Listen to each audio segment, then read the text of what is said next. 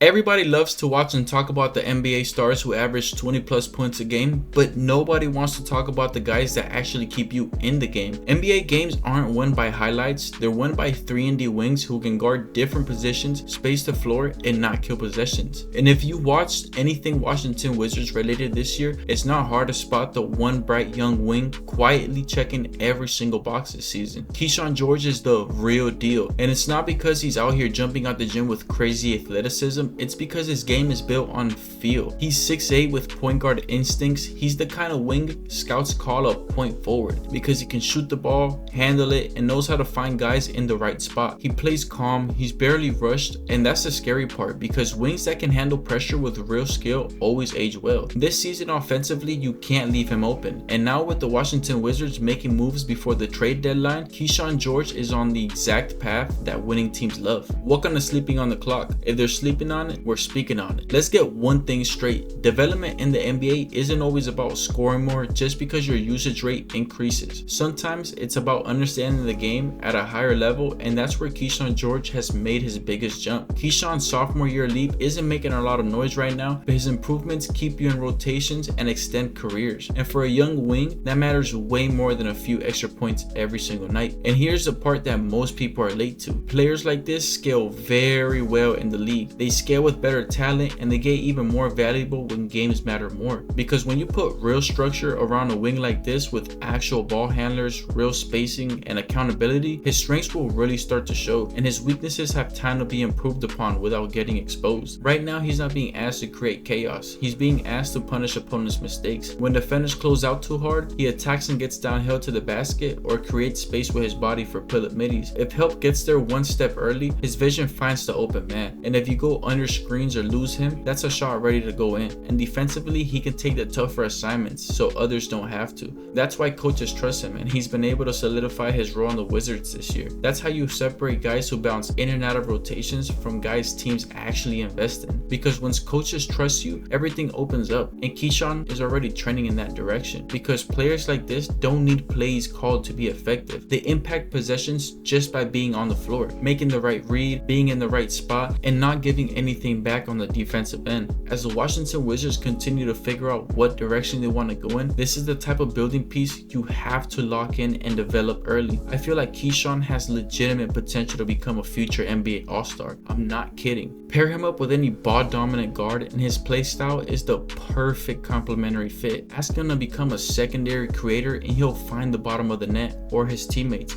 And defensively, he has great instincts and length, allowing the Wizards to be versatile anytime he's on the court. He just has to work on his foul troubles to stay on the court. That's why this improvement matters so much. If this is Kyshawn George now at only 22 years old while still growing and settling into the league, his value will only continue to skyrocket. This isn't about predicting superstardom, it's about recognizing a player who's becoming reliable in all the ways winning NBA teams care about. And these are the type of players people always wish they talked about sooner. This season, Kyshawn George is averaging 15 points per game, 5.5 rebounds, and nearly 5 assists per game while playing 30 minutes a night. Numbers like that already put him in a legitimate two-way contributor tier rather than just being a one-dimensional role player. He's involved all over the court. He's hitting threes at a 38% clip, contributing on the glass, and facilitating, all while still learning how to maximize his role on the team. He's one of Washington's most consistent creators as well, leading the team in assists per game among active rotation players, something you don't see often from players at his position or even height. That's important because young wings who can score, rebound, and facilitate are super rare and valuable. They often splash a couple threes here and there and disappear everywhere else on the floor, but Kyshawn's involvement shows up in the box score without him needing a green light every single possession. Once coaches respect your play style, your decision making, and your defense, the game naturally starts giving you cleaner looks, easier reads, and better opportunities. That's when 15 points a game turns into 17, then 17 turns into 19 points per game, all without the game ever feeling forced.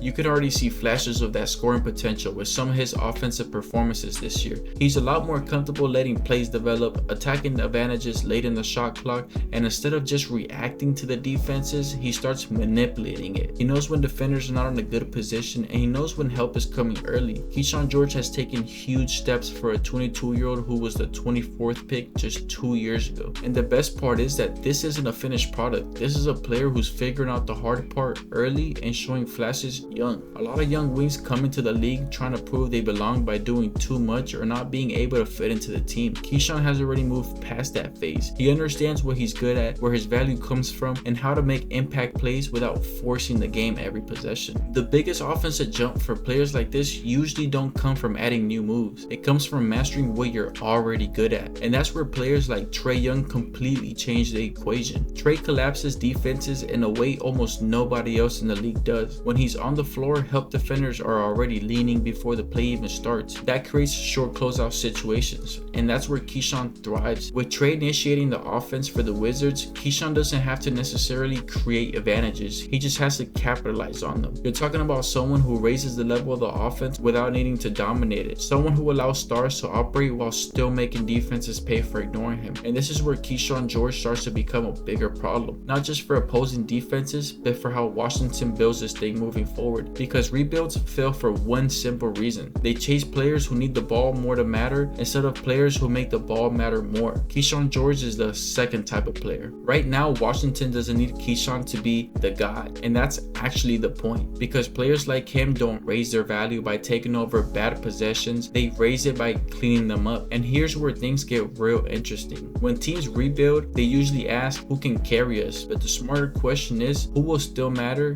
when we're good? And I think Kyshawn George is answering that for us this season. His game doesn't shrink when talent increases, it expands. That's why his trajectory is so dangerous, because one day he's the guy keeping you competitive, then suddenly he's the guy taking over close games. And I believe if Kyshawn George continues on this path, he's not just gonna be a nice piece. People one day will ask, is Kyshawn George a future NBA All-Star? And this is where the conversation around Kyshawn George gets real, because now that we know what he is, the next question is what he's gonna become in the future. There are two very different paths in front of him, and this is one of them. One path he can take is becoming a complementary player who will add off-ball value by making the right plays, knocking down shots when needed, and waiting for his number to be called on certain nights. But he can also take a huge leap in the future that'll make him a headline type of player. Well, he will be asked to do all of those things every game, but also be expected to be a main contributor on a winning team. The difference between those two paths is going to be determined by timing and, of course, Kyshawn continuing to get better. Right now, he's comfortable playing within the system. He gets most of his shots without forcing them. He makes the right read when the first option isn't there, and he guards his matchup and plays his regular 3-and-D role. I mean, that's solid, and him doing that is going to earn him a bag in the NBA, but becoming the headline guy means something completely different. It means when the offense stalls with 7 seconds left, the ball is coming straight to you. Not because it was swung there by mistake, but because everyone expects you to fix it. It means you're not catching it with space anymore, you're creating it. The future is super bright because Washington can win games with him as a complementary piece in the future, but they can become even more dangerous if Kyshawn George develops into the guy who dictates the win-loss column. And that's why this season has mattered so much, not because of the stat line, but because of how much potential Kyshawn George has shown. If the stats continue to improve and the Washington Wizards somehow turn their franchise around, the All-Star question won't feel crazy. It'll feel inevitable. Hey guys, if you made it this far, I know you have real basketball knowledge, so do me a favor,